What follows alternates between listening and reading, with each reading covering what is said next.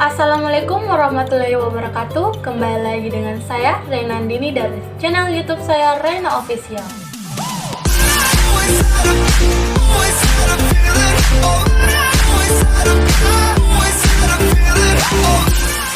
Di video saya kali ini, saya akan menjelaskan materi dari bab 3 dari mata pelajaran Produk Kreatif dan Kewirausahaan. Tanpa basa-basi dan panjang lebar, mari kita simak penjelasan saya berikut ini. Jadi, materi yang saya akan jelaskan di bab 3 ini yaitu tentang pengujian dan evaluasi produk. Yang pertama yaitu pengujian produk. Di sini saya akan menjelaskan pengertian atau hakikat pengujian produk. Pengujian produk merupakan kegiatan penting untuk menjamin kualitas produk di pasaran. Sebelum sebuah produk dipasarkan, perlu dilakukan pengujian produk terlebih dahulu. Pengujian produk dilakukan untuk pengukuran terhadap sifat dan kinerja produk tersebut sesuai standar tertentu. Proses pengukuran sifat atau kinerja suatu produk inilah yang disebut dengan pengujian produk. Jadi, pengujian produk adalah segala proses yang dilakukan oleh seorang peneliti baik melalui pengukuran kinerja, keamanan, kualitas, dan kesesuaian produk terhadap standar yang telah ditetapkan. Jadi, itu penjelasan dari pengertian dari pengujian produk. Selanjutnya, tujuan pengujian produk. Pengujian produk dilakukan untuk memenuhi berbagai tujuan, antara lain A. Memastikan produk tersebut telah memenuhi persyaratan spesifikasi, regulasi, dan kontrak sesuatu produk. B. Memastikan produk sudah berjalan sesuai dengan standar melalui pembuktian demonstrasi produk. C. Menyediakan data standar bagi kepentingan ilmiah, teknik, dan kegiatan penjaminan mutu. D. Menetapkan kesesuaian produk dengan penggunaan akhir. Dan E. Sebagai dasar untuk komunikasi teknik suatu produk. Dan F. Sebagai sarana perbandingan dengan produk lain. Kemudian, penggunaan pengujian produk. Besarnya nilai pengujian produk bagi perusahaan ditunjukkan oleh kebanyakan kegunaan pengujian produk. Adapun kegunaan dari pengujian produk yaitu adalah yang pertama, meningkatkan kinerja produk dan kepuasan pelanggan. Yang kedua, produk akan lebih unggul dibandingkan dengan produk pesaing. Ketiga, dapat mengukur kadaluarsa pada kualitas produk dalam penyimpanan. 4. Memberikan pedoman yang tepat terkait masalah harga, nama merek, kualitas kemasan produk. 5. Dapat memantau kualitas produk dari berbagai pabrik dari tahun ke tahun dan jalur distribusinya. Dan yang keenam, memberikan gambaran daya terima konsumen terhadap produk tersebut. Lalu, pihak yang berperan dalam pengujian produk. Bahwa pengujian produk terkait erat dengan aspek keamanan dan kenyamanan konsumen dalam pemakaian produk. Aspek keamanan produk sendiri tidak hanya melibatkan kepentingan konsumen itu sendiri, seperti juga melibatkan pemerintah yang melindungi konsumen. Adapun pihak yang berperan dalam pengujian produk sebagai berikut. Yang pertama, pemerintah. Peran pemerintah di sini yaitu dengan mengeluarkan undang-undang yang mewajibkan produsen menjelaskan kegunaan produk dan menjamin keamanan produk. Yang kedua, perusahaan. Perusahaan berperan dalam pengujian produk yaitu menyediakan produk dan layanan sesuai dengan industri. Yang ketiga, organisasi konsumen. Peran organisasi konsumen yaitu sebagai perwakilan kepentingan konsumen kepada produsen dan pemerintah. Kita lanjut persyaratan pengujian produk. Ada beberapa persyaratan yang harus dipenuhi agar pengujian produk benar-benar akurat dan dapat diterapkan dalam sebagai berikut. Yang A. Mendekatkan sistem. Metode dan prosedur pengujian produk harus memiliki sistem yang standar, sehingga setiap produk yang sejenis diuji dengan penggunaan cara yang sama. B. Data normatif.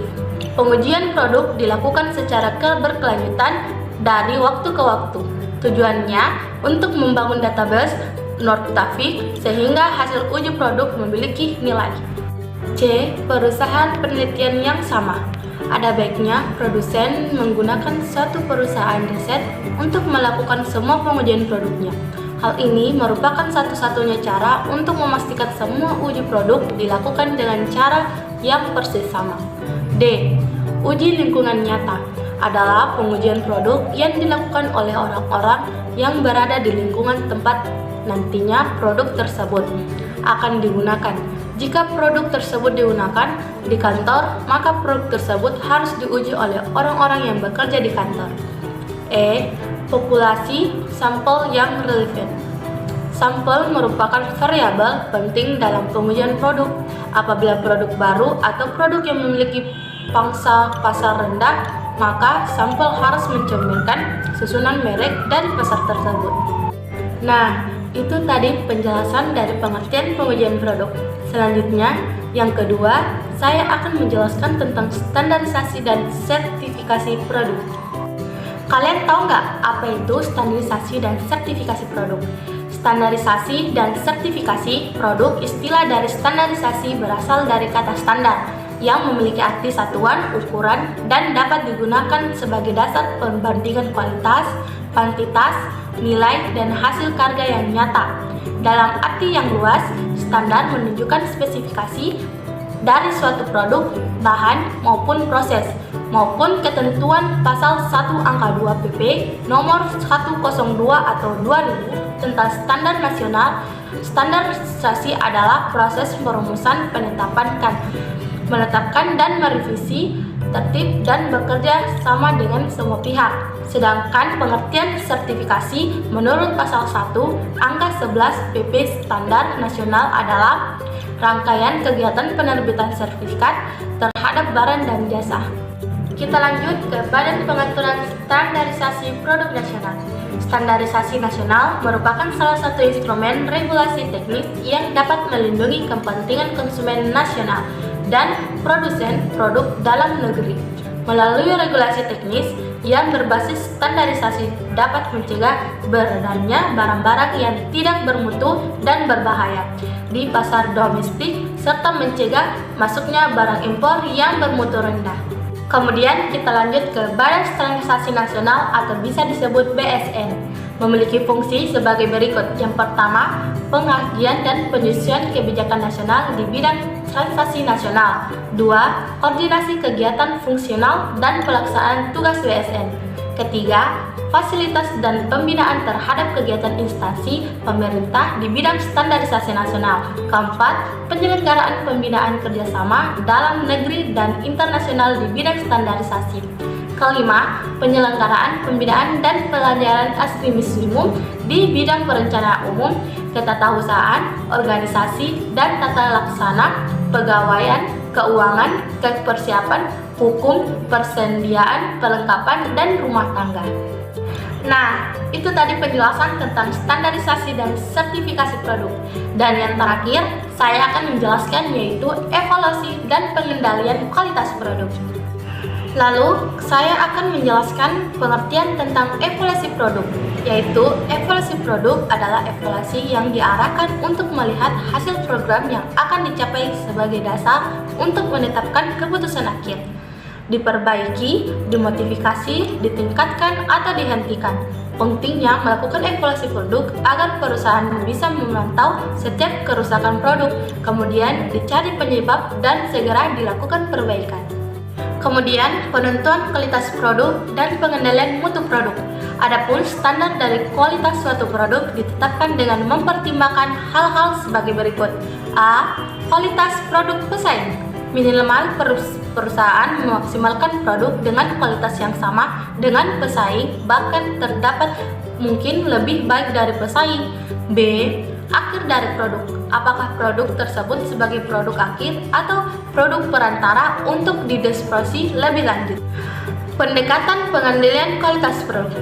Pengendalian kualitas bertujuan untuk mencegah terjadinya penyimpanan baik bahan, tenaga, waktu maupun kualitas barang jadi serta untuk memperbaiki kesalahan-kesalahan yang pernah terjadi sebelumnya pada saat maupun setelah proses diproduksi.